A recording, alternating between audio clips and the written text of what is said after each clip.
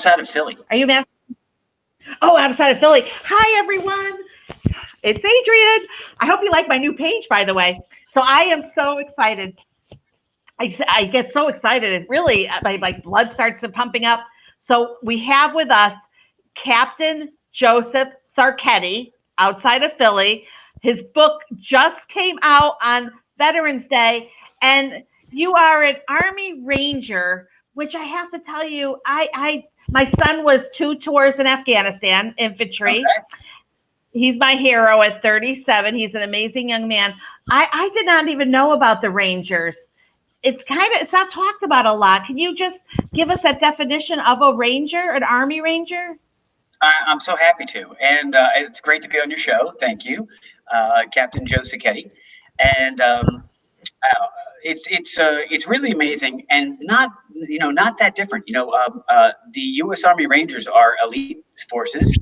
They fall under the realm of special forces, and all of the major branches have some type of elite force. Navy, of course, has the SEALs. And they've done well. They got out with a lot of good movies and books and stuff. So they've got good mind share. And then the Army has 3 types of special forces. One, the Green Berets. We've seen movies about them. And then there's this super secretive, awesome unit called Delta Force. And then the U.S. Army Rangers. And you may know that they scaled the cliffs of Pointe du Hoc during Normandy. They get the worst missions, and it's force on force. And they are really just a tremendous group of individuals. And the only way you can get to become an Army Ranger, you have to go to Ranger School. And that's 61 days of 2 hours sleep a night and 1 meal a day. Wait, well, are you volunteering to be a Ranger? Whoa, what a great question. You absolutely are a volunteer. Not only are you just a volunteer, Adrienne, but you're a 3-time volunteer. Because as you know, the Army, the Army or our forces hasn't had a draft since Vietnam. So you have to volunteer for the Army, just like your son. And then you have to volunteer to be airborne and jump out of planes. And then after that, you volunteer to actually be a Ranger. So it is it's for the hardy folks, people that want to make a difference.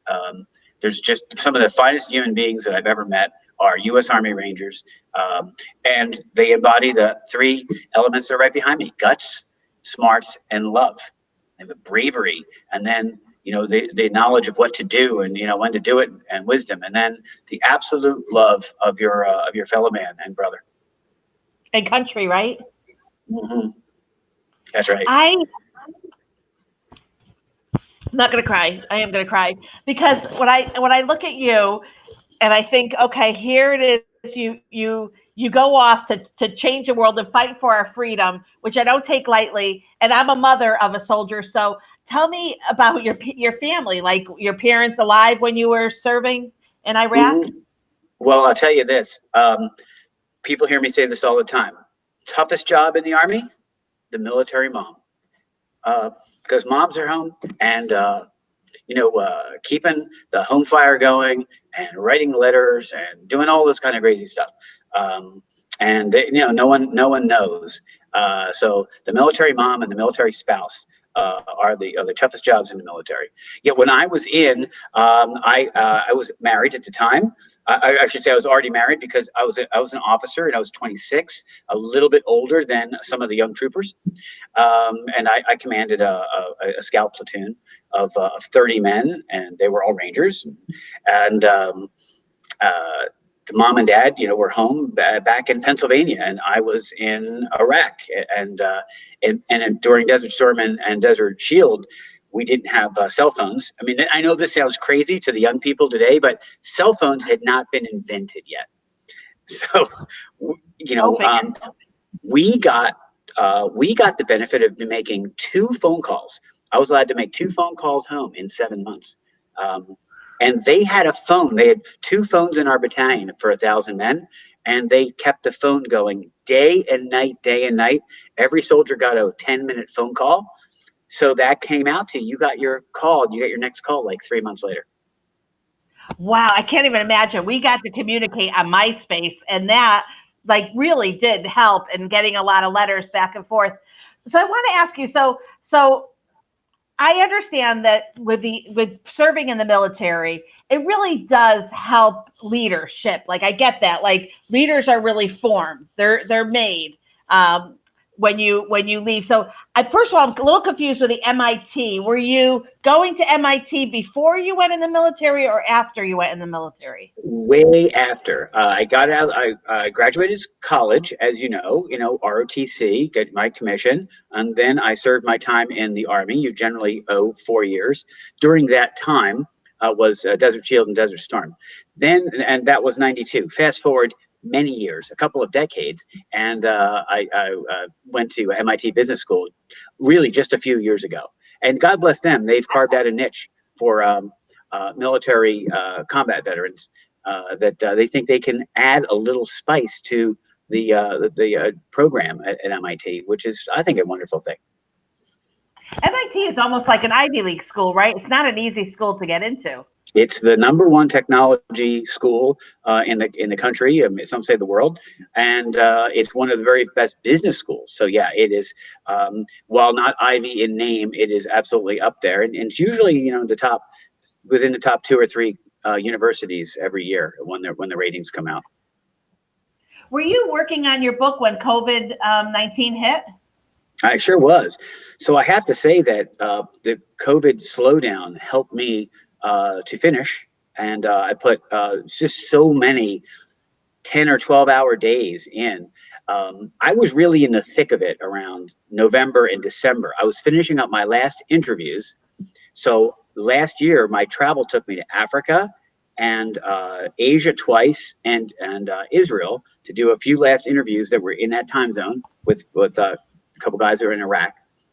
And so then I got back. So I was in the middle of writing, and then this is when everything hit in January, February. But I had a place to be. I had my trusty laptop, and so I finished the entire manuscript by about June.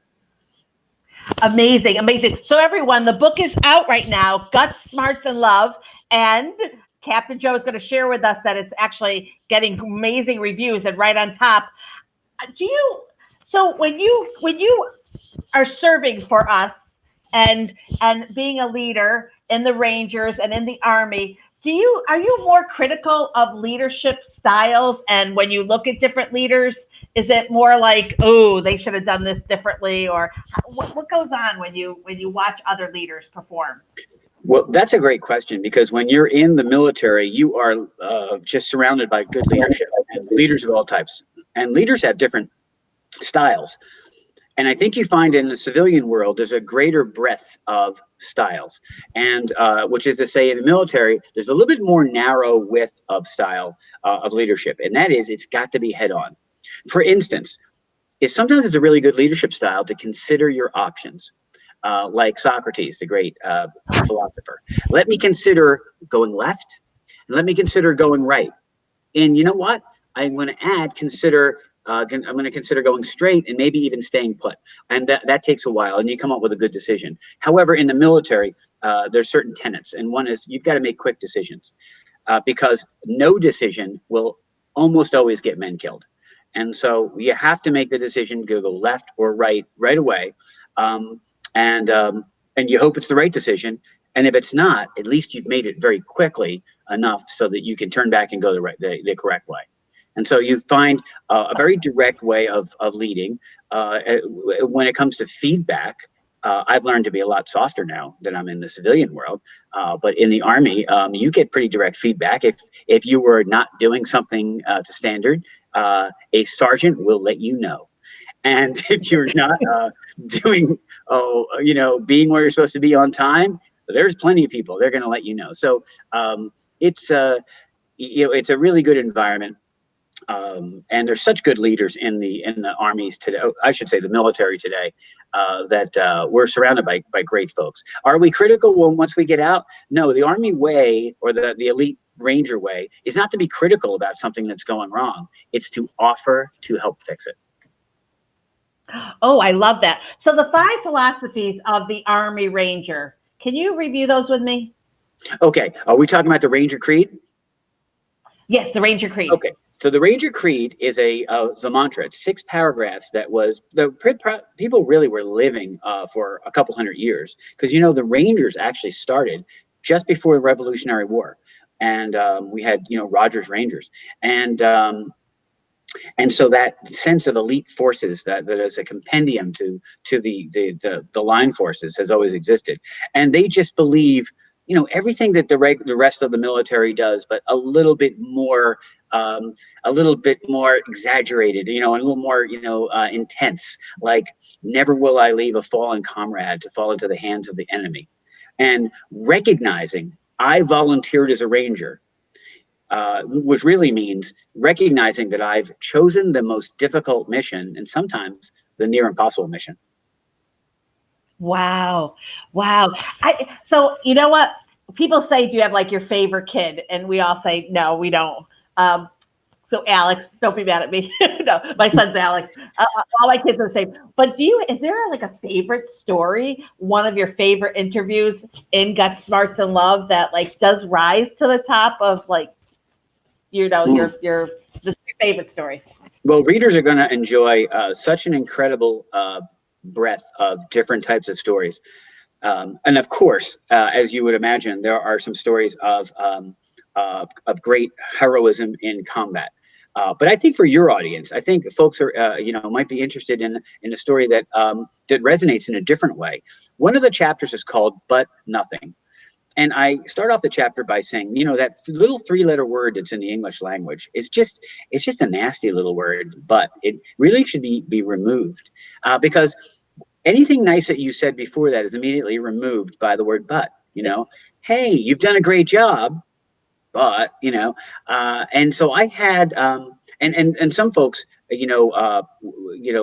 decide, especially ranger types, they're not going to listen to people that give them buts, that tell them they can't do what they think they can do. And so, talk about a story of achievement. My radio operator, his name was Dale. And, every leader has a person that stands right next to him, and he's got the radio. You've seen it in the movies, right? And he's got it, and it's got a cord going into the pack. And it's kind of a dangerous job because you have to be standing right next to the biggest target in the platoon, because everyone would love to, shoot the leader. And here is such a trusty guy. And he wasn't the biggest, he wasn't the fastest, I wasn't the strongest, but boy, he was loyal. And Dale was inquisitive, and I knew that he was the kind of person that was worth investing my time and energy in. And because he couldn't run the fastest mile in the platoon or do the most push-ups or whatever, and that he asked questions, the guys, of course, in the military made good-natured fun, but he vowed he wasn't going to just settle for being average. And as the years went by, he had a very nice career in the military. And then when he got out, 20 years later, he finally went back to college. He had never gone to college at all, as most of the troops have. He decided he's going to go to college as a grown man. And I remember he called me about 2 years ago, and we're in touch, but we're not in touch every day. He called me and said, "Guess what? I've just finished my junior year at college, and I made the dean's list." Yeah, and they said I couldn't. I said, "No way! I'm going to do it. I'm going to triumph." And then fast forward even from there, Dale not only got his bachelor's degree, but was accepted into the graduate program, and he's got a job at SAP. And it's like being reborn, because he wouldn't take no or but for an answer. Oh, I love that story. You're right. Friends, that is really a great story. So was Guts, Smarts, and Love your idea, or did someone say to you, you should be writing a book on your stories? Well, the stories that were super impactful to me back in the war and when I served, and believe me, everything about Guts, Smarts, and Love isn't just about one small period in time. It's military stories that span from Vietnam to current day. And the stories aren't about me. I'm just a guy who writes them down. But the thread of continuity is that these are folks that I served with, and some really fine human beings. But to answer your question, these super impactful events in my life really formed all of the leadership principles that I live by. And I realized that 20 years later, that they were just as impactful now as they were then, and that we should share them. So I started them as vignettes. Now, the crazy thing, Adrienne, is that I thought there might be about 10 people that would be interested in something like this. And then come to find, when I did my interviews of the folks that I thought were so great, it was incredibly cathartic to them. And the stories came alive again. And when I started to share them with other people, it just bubbled and bubbled. And it was hard to get the title down, but I think it really worked out well, because this is the embodiment of somebody. Wouldn't you love to have someone, working with you or come over to your house that embodied guts and smarts and love? As we found out, you were kind enough to mention that the book just was released on Veterans Day, which is 2 days ago. So let me put that a different way. The book was released 48 hours ago. And as of this morning, it has made the Amazon Kindle bestseller list. So amazing. And it really is like two different worlds, right? Like being in the armed services and then being a civilian. And I've always wondered that, even as a kid, when I was watching the different movies, and I remember thinking, how can someone take a child away from their family? Like, I didn't really get that. But the minute my son said that he was going to go in for service, I never thought to ever say anything but, I'm proud of you and I stand behind you, no matter how we all thought. My dad was so cute. He would tell the stories of, he was in the, what was it called with the pigeons? He would tie the little things on the pigeons. Yeah, the carrier pigeons, right. Wow, communication corps. The communication corps, the pigeon corps. That's right. So we're also proud of Alex, but I understood, that it's two different worlds, but my son has a leadership role in his business. And we often talk about actually what your book talks about, like the stories of leadership. And that's why I was mentioning about COVID, because during this time, a lot of leaders in businesses, civilian businesses, have really rose to the top. And a lot of them they've been in the service. Right. So can you just talk about that? Like, because I love teaching about servant leadership. I love that. But the leadership style that you're teaching is completely different. And if you could just give us a couple of those tips on how and what makes the book so special, but really what also makes you so special, and how you can now transition your book into the actual business world to teach leadership. And there's so many, and I apologize for saying this, everyone, and I'm going to say it very quietly, there are a lot of crappy leaders in the world. So really, we need everyone. Even if you're a great leader, you need this book to learn. So share with us some good tips. Well, you're going to be able to see about 82 chapters. They're only a couple pages each. It's very, very easy. They're just nuggets. You could literally, leaf through them in the morning, because each chapter is a leadership principle. Like being the hero of your own story. And that just reminded me of that one when you were talking about your son, because the generation today isn't the greatest for advocating for themselves. And that's a good thing. I mean, we're not talking about bragging and so forth, but I think you need to be able to advocate for yourself and realize that being the humble professional is tougher today than it used to be then. So it's great to continue to learn, continue to get your certifications and all the stuff that helps you advance. But then, present that in the professional way possible, so that people can know that they can rely on you. So it's not really bragging. You want folks to know, hey, listen, if anyone has trouble doing this thing, Microsoft Excel spreadsheet or forecasting or whatever you find in business, I can help. It's something that I like to do, or I took this course. And so advocating for yourself is a great story, and it's a nice lesson.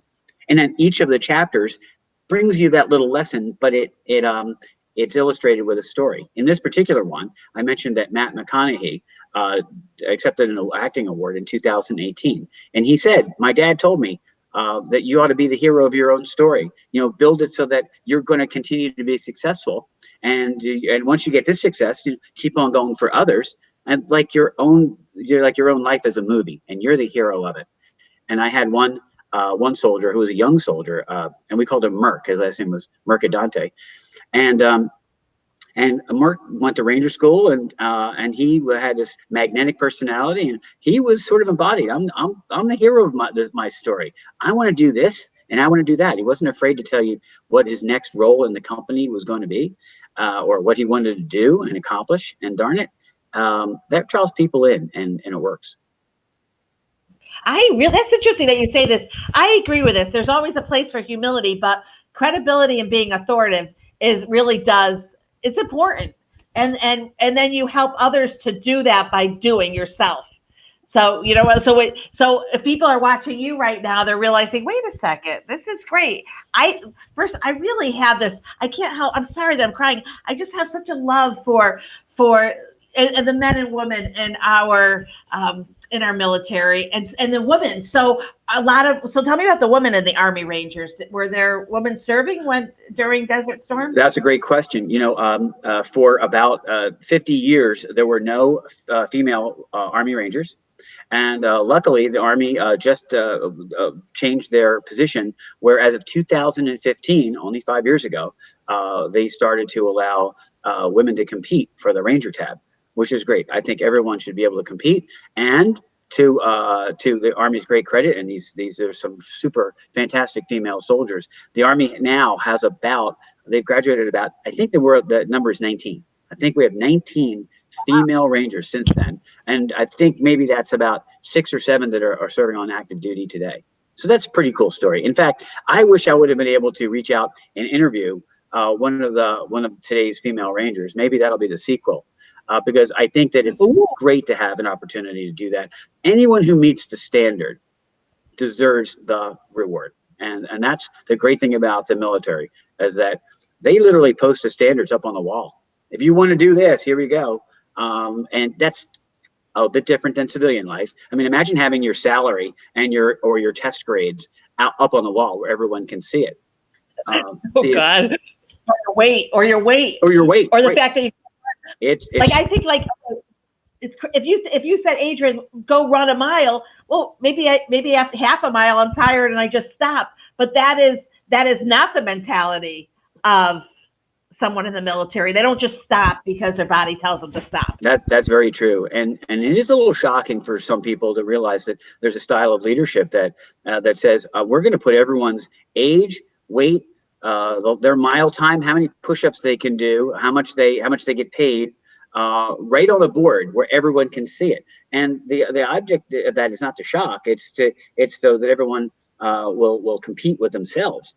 And they'll, in the extreme, you've got these other people that can rely on to pick you up and carry you off the battlefield. And that's the thing where most of the lessons, I think, are completely applicable between the military and civilian life, with just an exception of just a few, because our heroes in the military are willing to give that last full measure, and they are amazing people. And when it comes down to a firefight, a lot of things fly out of your mind, and that is any politics is out. And any content, almost everything is gone, except that I know that Jimmy is on one side of me and G-Man is on the other side of me. And Dale with the radio is right next to me. And those are the 3 guys that you're fighting for. It's just amazing. So what are you doing? So I forgot to even ask you. So scrolling on the bottom, it says, I took this from your LinkedIn, which I also, by the way, ask you to connect with me on LinkedIn. What is the America's Channel leader at Zadara? Is that still? It is. That's on your LinkedIn. So yes, it is still in force. Yes, Zadara is a software company. It's a software startup in California, and it's cool because it has to do with the cloud. And so our company essentially sells the cloud services. So it's really cool. Put your data there and do stuff with it, and it's safe. So it's a super relevant topic. Technology is great. And I run the Americas. For North America, I run their channel sales organization. And that's when you go out and you find other companies that sell products to sell yours as well. And of course, we sell directly too. So it's a fun place to be in. You get to talk to a lot of people. I run into a lot of military folks. And I just like being in a relevant industry. And I think a lot of military folks are coming out and they want to be in a relevant industry. And you mentioned something before that some companies, Power Home Remodeling is one of them. They're an interesting company that that sort of galvanizes a large sales force of young people and into a business that hasn't traditionally been a corporate business. You know, people putting up siding and roofs and windows and so forth like that. That's usually been a door-to-door thing, or you put an ad in the Yellow Pages, and you know it's a guy named Tony and Vinny who show up, and so and that's what made America great. So we're good with that. But now Power Home Remodeling, they've got banks of guys. My son works for them, 30, 40 folks hitting the phones and very well educated and so forth. They have found that the military members of their company outperform the non-military in almost every metric. So they really look to hire veterans. I believe it. And when you think about it, oh, by the way, before I forget, I want to tell you, so I'm very active with SCORE, which is, we used to be called the Service Corps of Retired Employees, but we're not retired anymore. I'm the new face of SCORE. But SCORE has a really great program too. So we do free mentorship and with about 10,000 volunteers. Okay. So I'm the vice president of SCORE, Lucia Flagler. But we do have a Boots to Business program, which is nice. And there's a lot of different SBAs have some great Boots to Business programs. And I love also, like here in Volusia County and like Daytona Beach, we're really working to make sure that technical school and technical jobs are what other, you know, coming out of school, or if you, when you come out of the military, to look at becoming a plumber and an electrician, and the jobs that are hard to to keep employees in. Right. Like everyone wants to run off and be a doctor or attorney, but we need that, and the pay as well. So I love that. And that you, fact that you mentioned that, and MIT, I think that's great. So I want to ask you, what is your day-to-day like now as an author? So you got the book, you're promoting it. I see you are on a ton of shows. Whoa. Why don't you have your own show? If I could, if you know, if I had $1 million, you know that phrase, which doesn't really mean much in today's economy, but if I had $1 million, I would just have my own show and I would travel around the world and teach kids, because that's what I love to do. So as an author, I mean, you're asking me this question. It's so cool. Like 48 hours ago, my answer would have been different because there was no book released. You know, until the book comes out, are you an author? Yeah, you kind of are, you know, but now now it's really happened. So I love to get out and preach the word. The word is leadership, and it's love, and it's bringing people together. And so I've got some speaking engagements lined up at colleges, and some companies want me to come over and chat with them. And you know, I'm really comfortable doing that. I'll tell you why. Because I haven't written a book that's about me. So I'm not focused on me. Again, great people did great things, and I was just there to write it down. And so I'm bringing it together as an orchestra leader. So I think it's a great message when you're bringing little stories about people. So what am I doing? I mean, I have this wonderful day job, and my company, the technology company, is fantastic. And in fact, they've embraced. They love having one of their executives as an author, and especially on a business topic. And so it really works nicely. And I get to do some cool stuff also in front of audiences with them. And I'll be around. I think you'll see me again, just talking and spreading the good word about leadership and mentorship. And I want to just say, I love the word guts. You know what? I really do.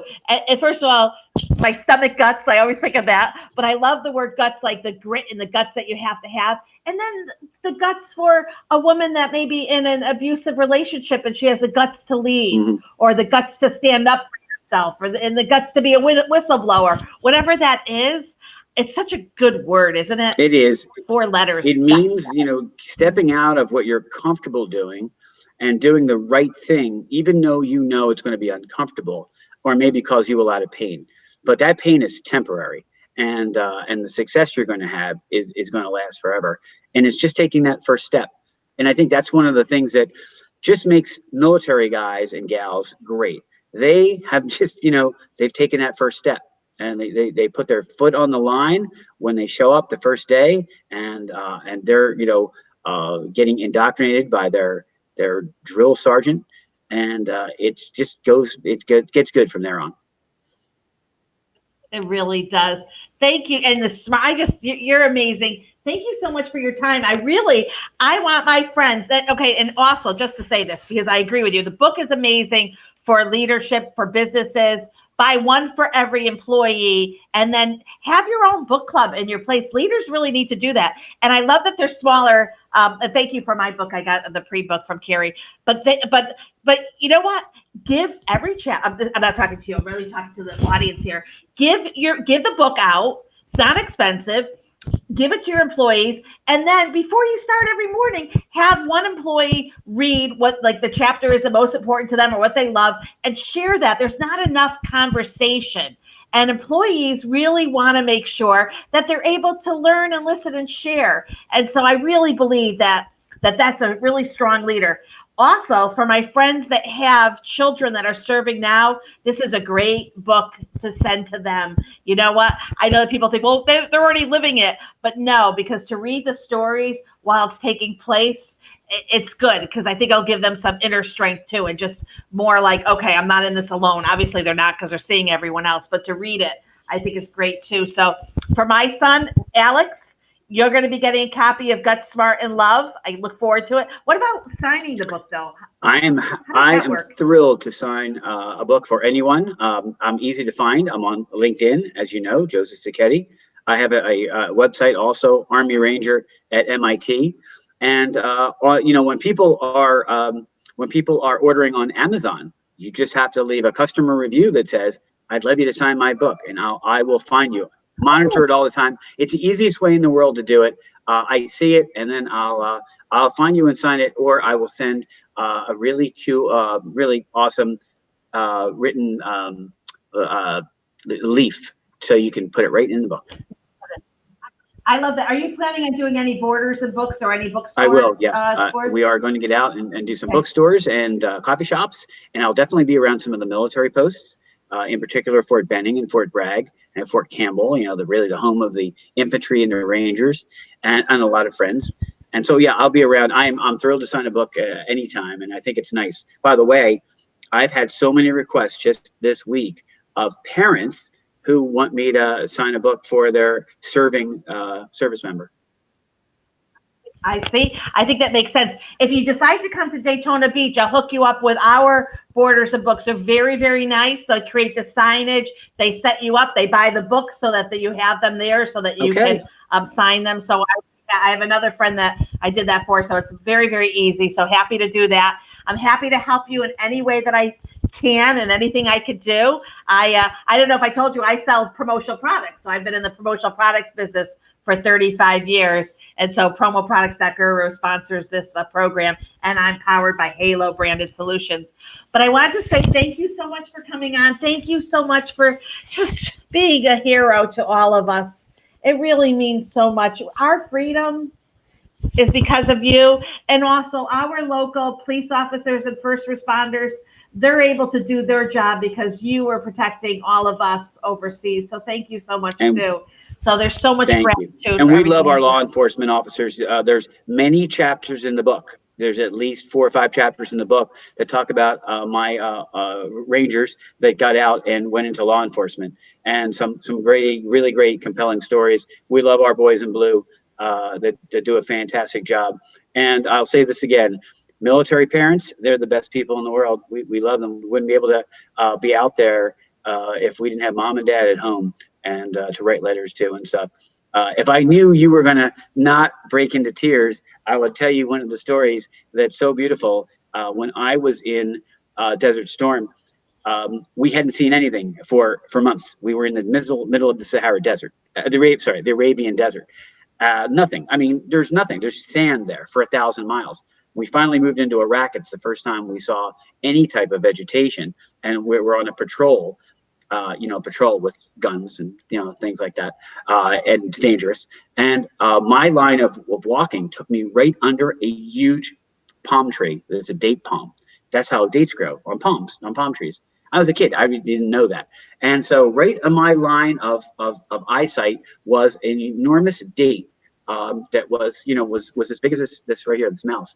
And I pulled the date off of the tree as I was walking. I didn't even break stride. I had my finger on the trigger. I pulled the date off, and I put it in my ammo pouch for later. And when I got home from that patrol, not home, but I got back to the patrol base, I wondered for a second what to do, and then I realized I wrapped it up as best I could in a napkin, wrapped it with a piece of paper, I put it in an envelope, and I mailed it to my mom, 8,000 miles away. Wait, and how did she receive it? Did it come okay? About 2 weeks later, she got it with my note, and she told my dad, and they made that their dessert for that night's dinner. That is so sweet. Oh my gosh. Yeah.